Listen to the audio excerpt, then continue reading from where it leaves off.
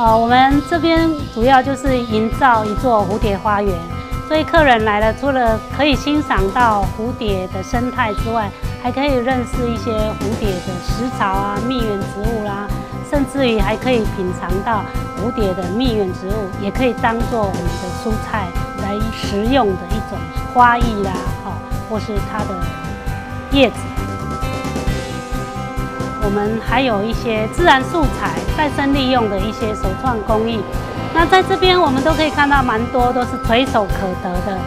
材料。从今天来到这边以后，我希望大家是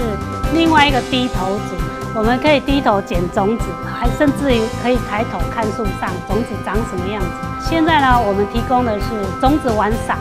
它会比较多的乐趣，也就是说在动手做当中认识种子的美丽，可以去发现它有很多构造，会产生不一样的纹路、不一样的花纹，甚至于会有像翠玉、